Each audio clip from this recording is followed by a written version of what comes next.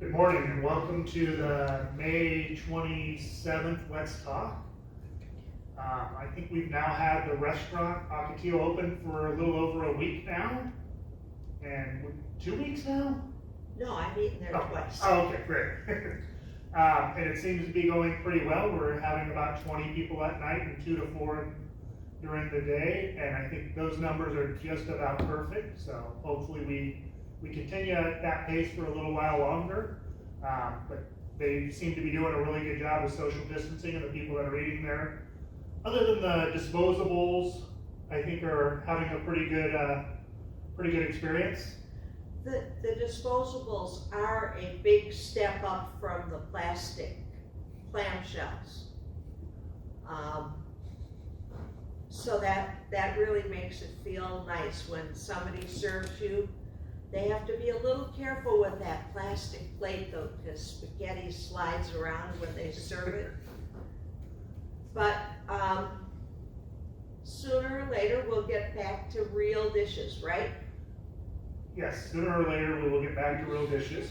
I know Mike has a number of people who have said they're bringing in their own silverware, and that seems to work for now. I know the plastic silverware is not the easiest to use. I eat my lunch with a spork, and I've worked really hard all my life to not end up in a place where I'd be behind glass eating my lunch with a spork, but I guess times have changed. I'm one of those that brings my own fork. And if I'm ordering the petite filet, a knife. Yeah, and so we hope in the next week or two that we'll be able to go back to China, and maybe I shouldn't say China, but regular plates and silverware. And again, we're going to do that as soon as we think it's safe to do it. I'd like the Ocotillo to be open a little longer before we make that change. I want to make sure that we feel very comfortable. People are washing their hands appropriately every time they take something from the table, as that's a risk of taking those utensils that have been in somebody's mouth, the cups that have been up to somebody's lips, and that busser taking that back. So I just want a little bit more time before we are ready to go. All right, let's move to the next step. And that is the next step in that dining room. Well, I'm sure that once you go to the real stuff, that the traffic will pick up too. People will be more interested when they see, oh, this is like regular or normal. But it really is a step up to eat off a plastic plate than a clamshell. Yeah. And again, I'm not ready to say we're back to normal yet, so give us a few more weeks on that. I know the salon opened. I'm not sure how many people we had in there yesterday, but yesterday was the first day. And now I am sure, because somebody just gave me a hand sign that said we had 10 appointments yesterday. So there's 10 fabulous looking people on campus. I have an appointment tomorrow. Fantastic. And again, the salon is doing everything we've asked them to do. We've walked through there, and again, the social distancing, the mask wearing, those things are just critical to make sure we keep Westminster Village safe. So that's been a real positive. I've heard from a number of people they're happy we left the exercise equipment out in the assorted places. So again, that's going to continue. And I see a lot of people having a good time at the pool. And again, doing a pretty good job of the social distancing. The masks underwater really don't work well, but I haven't seen any skinny dippers, so we're going in the right direction there too. Yeah, that wouldn't make a great marketing pitch. No. One of the things we're now on week 3 of doing our planned COVID-19 testing. Last week we tested, and I can't remember exactly how many, but about 25 people, a combination of residents and employees. We have now received almost every one of those tests back, all negative. We still do not have COVID-19 on campus. That planned testing is in addition to the case-by-case or for-cause testing that we've been doing from the beginning, and then for several weeks we've been testing new employees, so pre-employment testing before somebody can come on campus. So we're doing a lot more testing as testing becomes more easily available and more accurate. So this week we plan on testing 54 employees and residents, a mixture of the two. And that would be as the plan. Obviously, we're continuing the other type of testing as well. So you may get a call from Madge, you may get a call if your spouse is in the healthcare center or assisted living that we're going to be doing some testing up there. At this point, the vast majority of our testing is happening in the licensed area, and then we're kind of hitting heavy on those departments when we're talking about employees that have the most touch of residents. So home health, housekeeping, food service, security, but we're also including one other area, so maybe somebody from accounting or another place, just so we get a good mix of the test. And again, it's been going really well. We're pretty happy to be where we are today, and we plan to continue to test for quite a while. And that's the nasal swab test. So we're getting tests from 6 different companies because no company can guarantee us enough tests, and it changes. So the state is now doing testing for the whole state with skilled nursing and some assisted living facilities. And the company they're using really is probably at the end of their bandwidth. So the testing that we were getting from them has slowed up. So we're getting more tests from other companies. So it really depends on the company we get it. We have some that are and I can't say it, it's the deep nasal. We have some that are the lower nasal. We have some that are from the mouth. So it's a combination depending on the company we're getting from at the time. Okay, and then you get those, and someone here does the collection. Yep. And then it goes out to a outside lab Correct. that So takes somewhere from 2 or 3 days to 10 days, depending upon their workload. correct. So typically it's going to be a nursing staff that's going to administer the test. There are some of the tests that can be self-administered with a nursing staff monitoring or watching, and then it is sent to the lab, and we're using, again, about 6 different labs, and you're almost right on. Those test results come in anywhere from 2 to 10 days, most of them coming in within about 3 days. And then our process is, once we get those results, that same day, we will be getting back to the resident or the employee and letting them know their results, giving them a copy. And the results are either you don't have the virus today or you have the virus today. It doesn't do anything about what may happen to you tomorrow or the next day or the next. So it's just a limited amount of information at this point. Correct. And the tests we're doing are the COVID-19 tests. They're not the serology tests, the blood tests that tell you if you had coronavirus in the past. It's, do you have an active case? And it's a moment in time test. So it is, do you have it, and do you have enough of it in your body today to show up on the test? So again, we're not testing 100% of the people every day because of a number of reasons. One is we can't get that many tests. 2 is the tests are not necessarily inexpensive. And 3 is we would literally have to do it every day in order to know, is there truly a problem? But by testing a specific number of people in each area, it gives us a pretty good idea that we're still coronavirus free. So you'll hear more about testing. Again, you'll see the test results on the letter that comes out for tomorrow, and you'll see that there's an increased number of tests that we've taken, an increased number of people that are negative. And again, that's going to continue to increase each week as we get those results back. But we will have all of that testing, those testing numbers available. And I think we're going to be doing that still twice a week, Tuesdays and Thursdays. Okay, and then how will you use those test results to evaluate what's going on here on the campus to help you make decisions on when to shorten times or open up activities or whatever. Yeah, so the test results will be just one more piece of data we look at, along with what's happening in the state, what's happening in the local neighborhoods, to help us determine, is it safe to open up services, just as we've done with the restaurant, the salon, and we look at other items.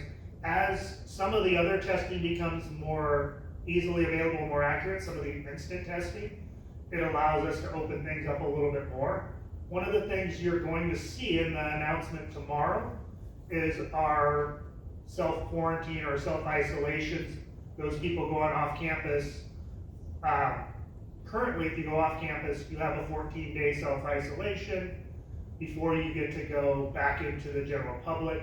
We're going to be changing that, so look for that in the 360. We call it the 360 letter because it goes to the board, to the employees, to the residents, and to the family. So look for that in tomorrow's letter, and it'll describe what we're doing, but we're basically cutting that isolation period in half. We're going to cut that down to 7 days. You'll still have 14 days of symptom checks, and we'll ask that on day 8 through 14 that you still stay out of the major amenities, the restaurant, the beauty salon, the gym, the pool, but you can go pick up your mail, you can walk the hallways. And again, this is a change for us, and that's only if you go to a doctor's appointment with Westminster Village Transportation at this point. And we'll continue to evaluate and make that decision of when it's safe to get back to normal, but we know it's important to get back to some sense of normalcy. And the risk reward factor is, I'm starting to worry there are a lot of people who haven't been to the doctors in 90 days now. And there are some important doctor's appointments. We don't want people avoiding those doctor's appointments that need to happen. So again, this is a change. This change, I think we said starts on Monday, but look for sure to find it in writing. And again, it's 7 days of isolation, self-quarantine, and then the following 7 days would be pretty limited with the self-checks. But that only applies for a doctor's dentist appointment with Westminster Village Transportation for now. And then every week we're reevaluating what makes sense, what is a good risk to take, what is not. Testing helps in that, so at some point we hope to be able to get people off of that isolation even sooner through some instant testing, but I think we're still weeks away from being able to do that. And then opening that up for other activities off campus. And just as a reminder, there's not a restriction that says people can't go off campus. I get asked this question quite a bit. You can go off campus, but if you go off campus, then you have the 14 days. So, if somebody wants to go to their daughter's house or their son's house, they can do that, but then there's that 14-day isolation period when you come back. And in some cases, it's worth it. So if you could spend the weekend with your kids, it may be worth it to spend that 14 days. Again, our hope is to get that down to 4 or 5 days, get a test put in place, and then you can get out. Then I think it's even more worth it, and life does start to get back to normal, and we're able to still protect people if the testing becomes that available, and especially the instant testing. So we're looking at all of those solutions. I know people want to get back to the real world, but we want to do that as safely as possible. And again, I think it means just more time. But the doctor's appointment piece, I think, is something we need to do, and we can do in a safe manner, and we can get people to get the services they need, because we don't want the health issues that come if people are not going to their doctor's appointments and continue to put them off. Right, there are some people who have regular doctor appointments, like every 2 weeks, need to have their blood tested or something like that. So it feels to them like they're in isolation all of the time. This would at least let them come down and pick up their own mail and pick up their own food. That would be a big step for these residents who are in those specific situations of constant quarantine. So we appreciate that. And we're looking forward to a little loosening maybe every week. Yeah, and that's our hopes as well. Again, there's nobody who sits around this table here in front of us with all the drawings on it that enjoys what we're doing at this point. We all want to get back to normal. We just want to do it at a pace that is safe and, again, continues to keep the virus off the campus. At the same time, getting people the services they want and need. Again, when you all moved in here, it wasn't to be self-quarantined in your apartment for 6, 7, 8 weeks. None of us signed up for this. And again, as we're able to transition back safely, that's our goal. Okay, what else? You have a, How about, so, yeah, you're gonna have to get really close to that camera for them to see what that is. Close as I can get, that's it. So, we had a resident who has a husband in the healthcare center, and the healthcare center regulations are obviously much more strict than any regulations in independent living. And we've seen that because we've opened up the independent living Ocotillo, we've opened up the salon to independent living. We haven't done that in the licensed areas yet. The restrictions of off-campus aren't going to change in the healthcare center, and probably not anytime soon. But one of the regulations in the healthcare center right now is the only visitors that can come in to the healthcare center is at end of life. And we have residents who are not at end of life in the healthcare center, but have not seen in person or held the hand of their spouse in 6 to 8 weeks now since we had this lockdown. So after talking to one of those residents, we came up with the idea of putting, and I don't know if you know what a sandblaster looks like, but it's basically a box, and there's 2 sets of gloves, and you can put the gloves in and you can manipulate the item that you're sandblasting. So we've taken out one of the windows in the healthcare center, we've put these sandblaster gloves in so that a resident can sit on the outside of the healthcare center and hold hands with somebody who's on the inside through a set of gloves. And again, it came from somebody who said, I just want to hold my husband's hand. So that will open up this week. So those visits, if you do have a spouse in the healthcare center, you have a best friend in the healthcare center, and you just want to hold their hand, you can have that visit. And while you're on that visit, you can talk with them through FaceTime or one of those devices, so you can have a conversation and hold the hand of your loved one in the healthcare center, or vice versa. If you're in the healthcare center and your spouse is out here and you want to do that, you have that ability. So that's going into place. Garth Lorenz and Richard built that yesterday. Todd, Leslie, and the infection control team are writing the procedures on it, and then that information will be out, and we expect that by the end of the week, we'll be able to set those visits up.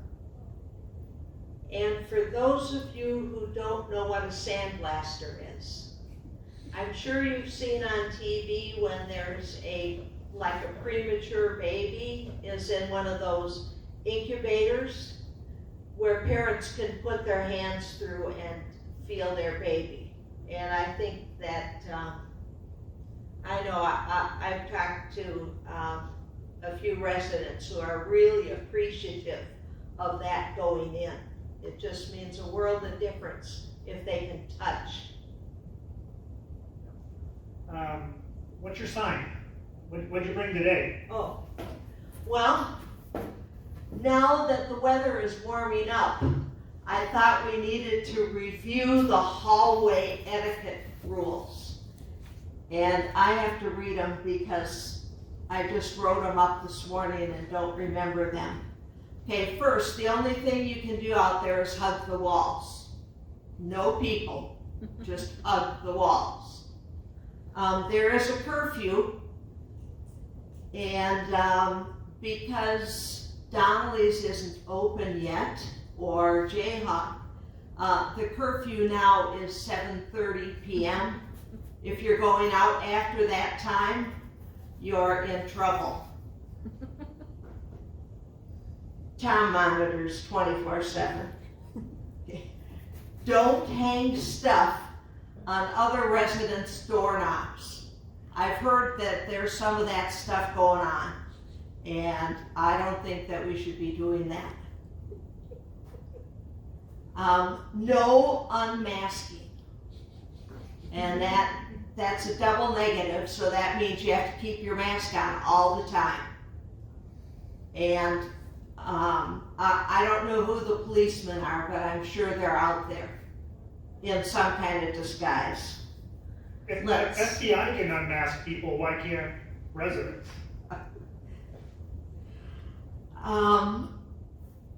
No, it says no unmasking. Oh, okay. The FBI is the only one allowed.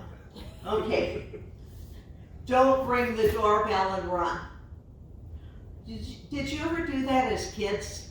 You rang if you were going over to your friend's house, you rang the doorbell and then you ran and hid behind the bush or something. Or you TP'd somebody's house and you rang the doorbell so they'd come out and see it. Yeah, so no hitting the doorbell and running. Then, just because the rabbit wears boxer shorts in the hallway does not mean that you can do that.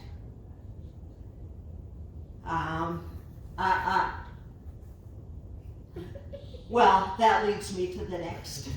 If there's no boxer shorts, then do not take any fashion advice from the rabbit. Thanks.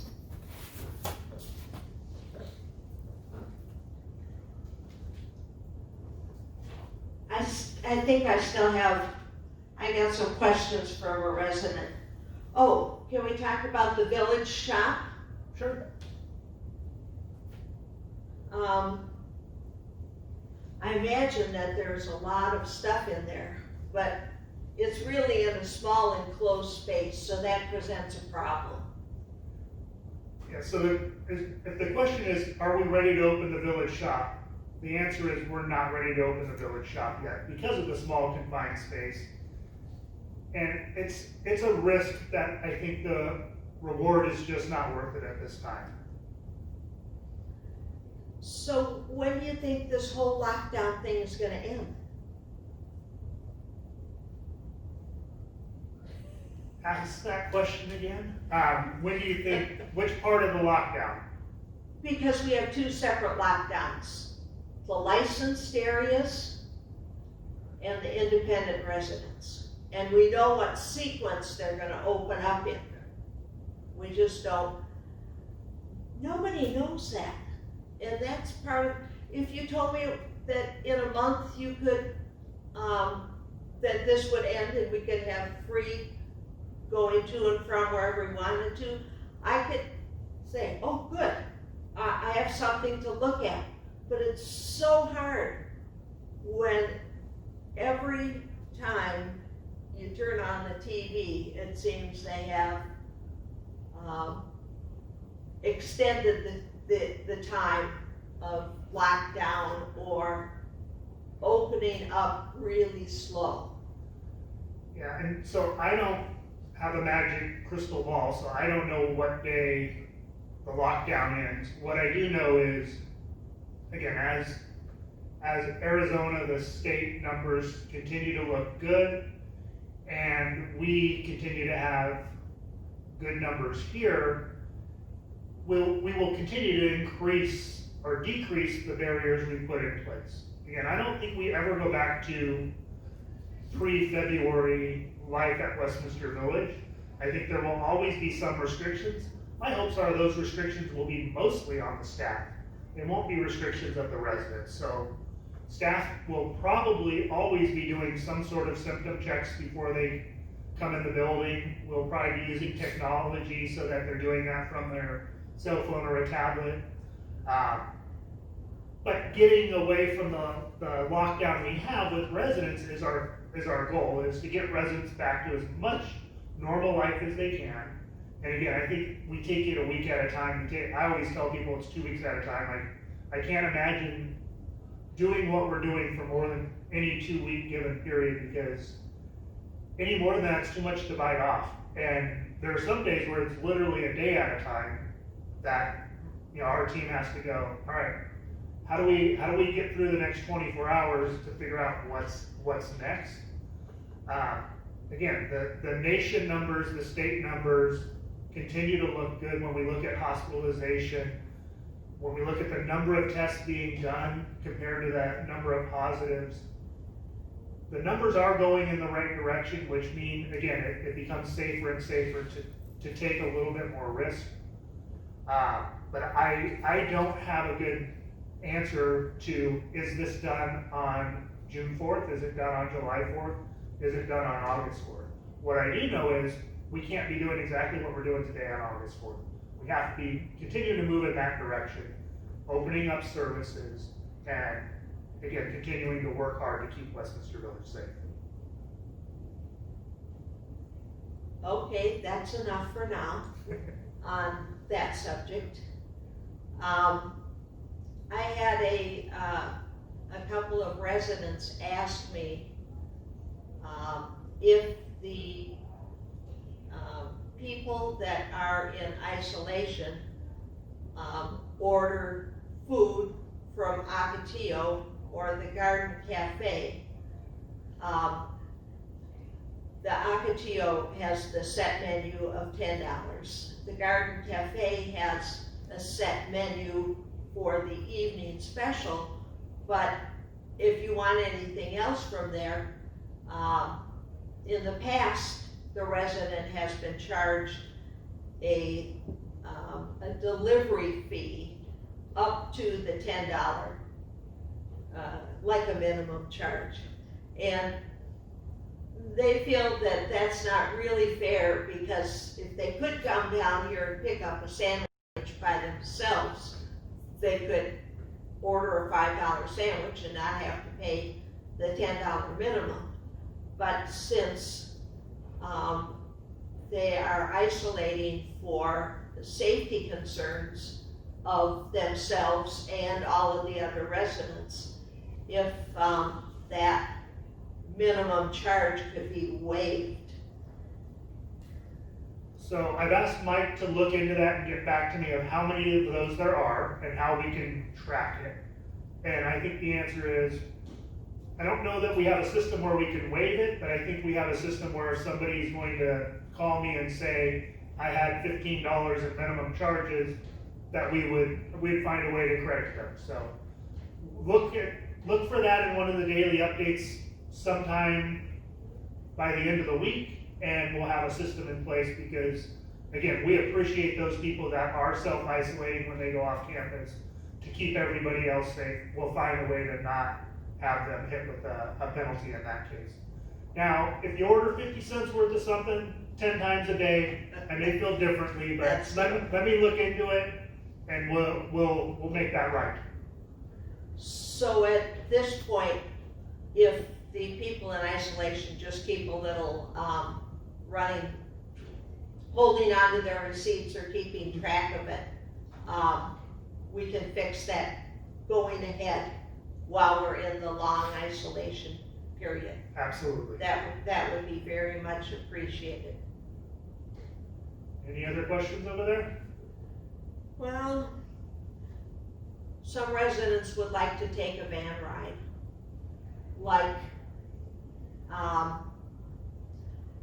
like the Phoenix Zoo has a drive-by zoo area where you can go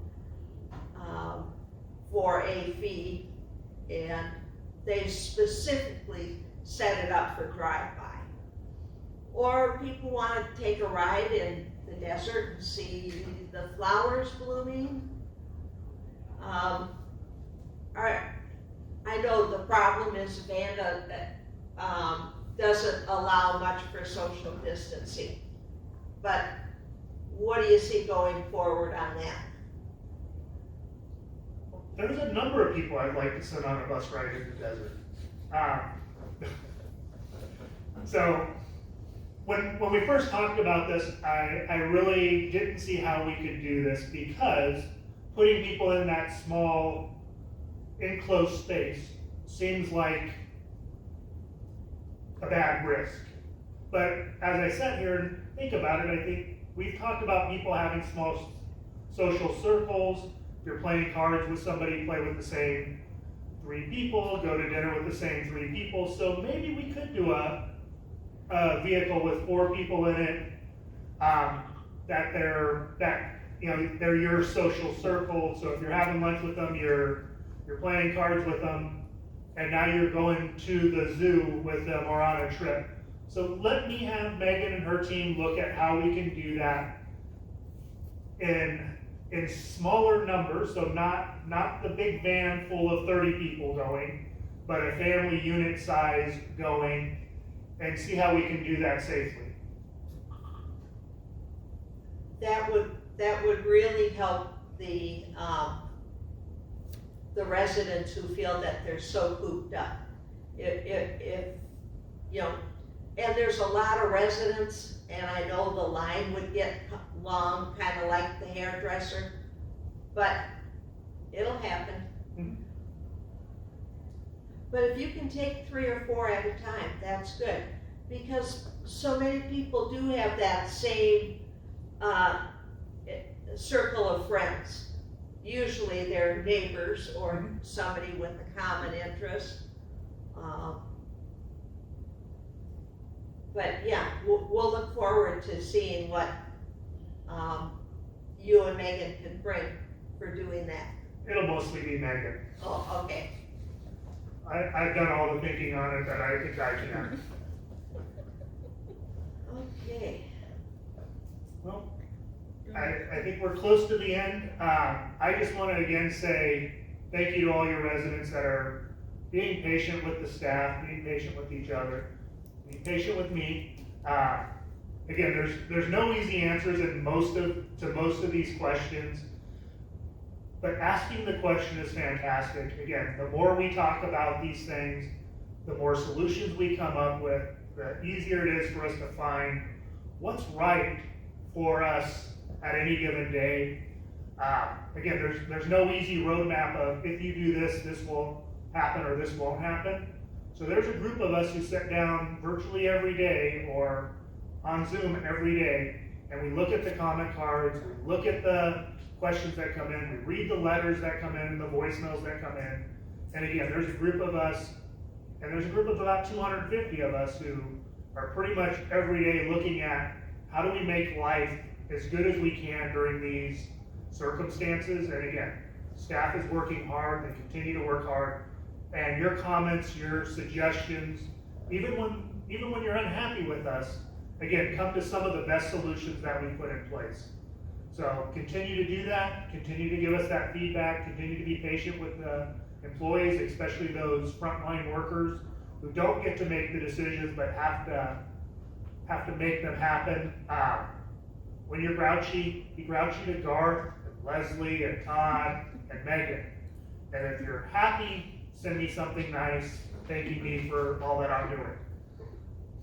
I only say that because Megan's sitting there looking at me, but now, again, be kind to the employees, they're working hard, but we do want that feedback. And again, it's okay to question what we're doing, because we question it as well. And again, it gets us to the best solutions in the long run. And I'll add to that, I'm always available if you have I don't have anywhere to go. So if you have any questions or comments or want me to bring questions to this, feel free to do that too. Thank you for watching.